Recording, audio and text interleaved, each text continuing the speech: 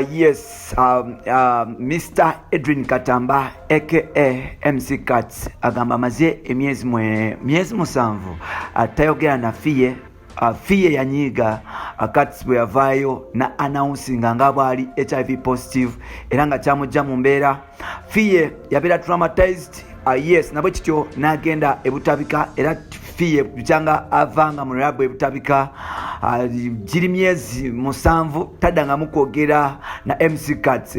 Fiye agamba Cuts yansiga obulwadde, mu kumala okunsiga obulwadde ate n'agenda mu bantu n'abagamba nga bwali omulwadde. Yanzitira business yange, yanzitira future yange, sagala kuddamu na kwogera na MC Cuts.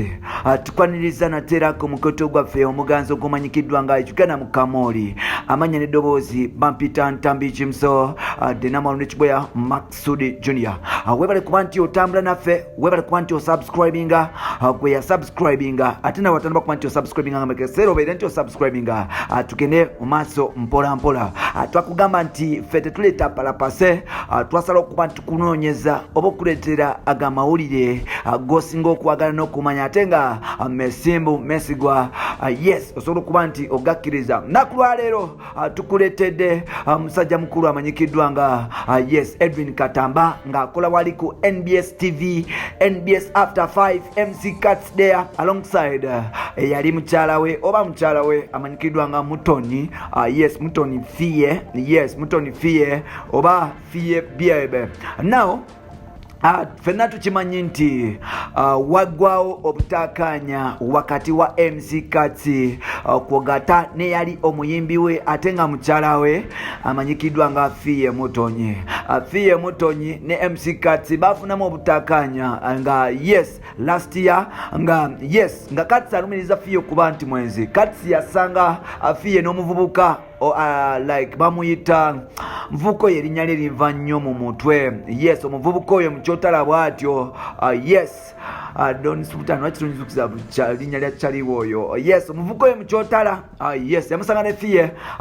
Fiye yali atambula nnyo ne Gayono bamuyita Aziz. Unfortunately Gayono bamuyita Aziz. Yes, bamuyita Aziz mukyotala. Aziz yali kyali wa Fiye ng'agenda naye ku Shegulu e Kampala, Mbalala Western Uganda n'ebisikaddewo. So yali mutimu Fiye era nga MC Cuts asala okuba nti amwesiga n'okuba nti amukkiriza okutambula obuli awo ne mukyala we. MC Cuts yasanga omukyala ono, yasanga omuvubuka ono nga yeerigomba ne Fiye mu lodge oba mu hotel room emu era nga Cuts yakwata ssente n'aziwa abantu abamu basobole okuba nti bakuba Azizi obuli awo mu mizoomuko omusu olwogezaako okuba nti azanyira ku kyana kye mpola mpola ye kyawulira nti ayagala nnyo. Yes, mpola mpola era nga Cuts yawulira obusungu oba namadala. Wanono Cuts bwe yakizuula nti Fiye atandise okuba nti amwendako, Cuts teyasigala kyekimya, atandika okuba nti afuna embeera enzibuzibu era Cuts yatandika okogga. Wanono Fiye yatandika okuba nti akyuka n'anoba n'ava ku MC Cuts n'agenda ne Azizi. Fiye agendako e Rwanda neyekweka n'akoma mu Uganda. Wanono manager wa Silk Swat and Roger n'amukwatamu oyo mukyala n'atandika okuba nti ye manager we era nga ebintu bingi ebitagenda bulungi.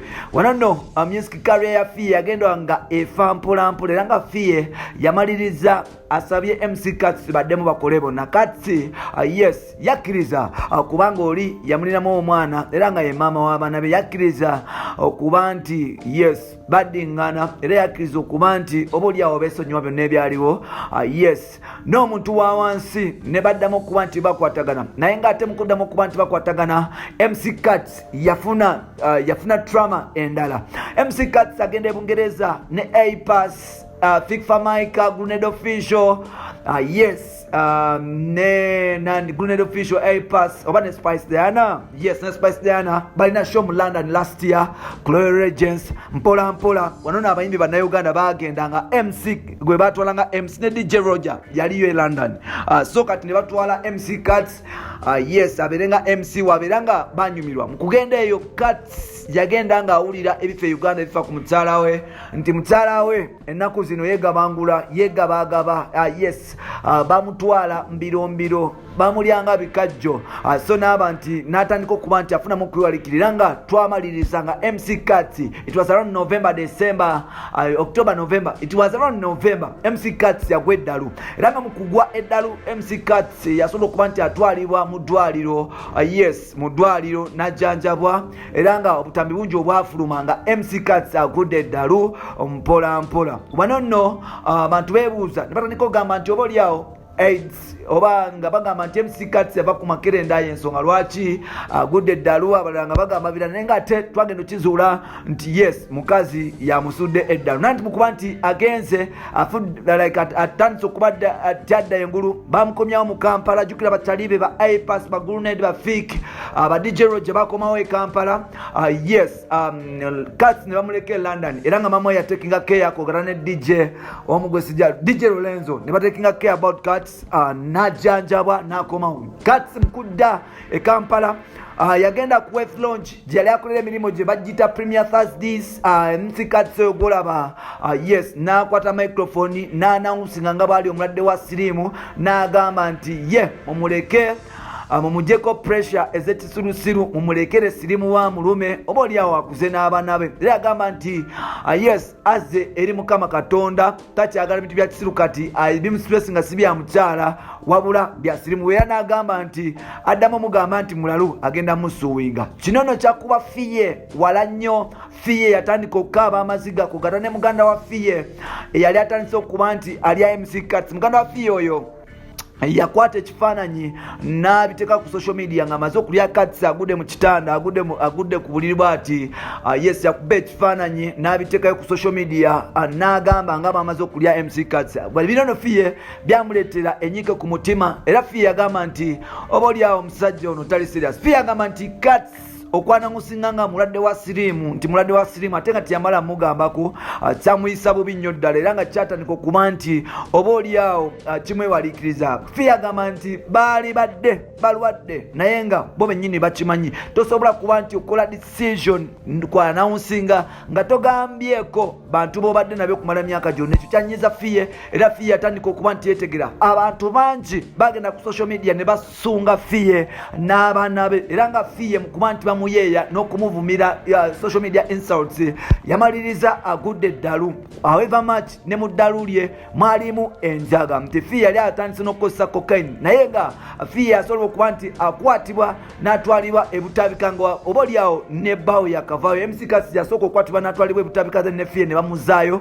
Yes kati otwamuzizaako Cuts agamba nti amaze emyezi 7 tayogera na Fiye ekintu kyatawulira bulungi nnyo era yagambye nti Fiye bw'aba asobola akyuseemu baddemu kuba nti boogera. Ennaku zino bw'olaba MC Cuts atandise ogejja atandika amatema musajja wattu yes obulamu bugenze bujjawo naye agamba nti ekigenda okumutta butalaba Fiye ekigenda okumutta butalaba mukyala gwe yayagala ennyo. Naye ngaera Cuts agamba nti kirungi nti Fiye yamuwa access ku mwana we Abi atuula bw'ati n'amulabako ne boogera era nga yes alina essanyu okuba nti alaba ku mwana we wabula ekintu ekimulumiriza kuba nti takyalaba Fiye.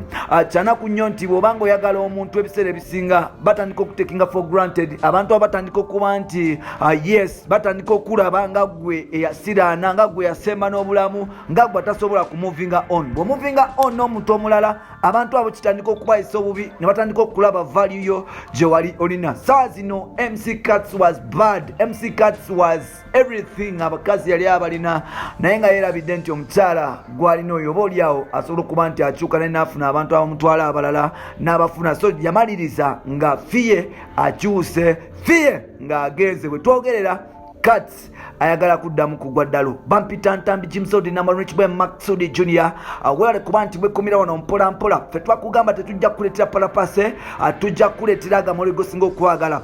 Follow me on Facebook nkozesa Ntambi Jimso, then ku Twitter nkozesa Jimso 16, Instagram nkozesa Ntambi Jimso 5 then ne ku TikTok nkozesa Jimso 16. Ekibuuzo kyengenda okukulekera wama osuubira Fiye addeyo ewa MC Cuts oba amuliye akawaani? Nkiddamu olowooza Fiye Mutonyi addeyo ewa MC Cuts oba mukyala wattu agumire gy'ali Cuts abeere nga naye genda mu maaso n'obulamu bwe mpola mpola. Oli waddembe okuba nti oleka opinion yo mu comment section, tubuulire wajjo sinzidde okuba nti otubuuliriza n'okutulabira.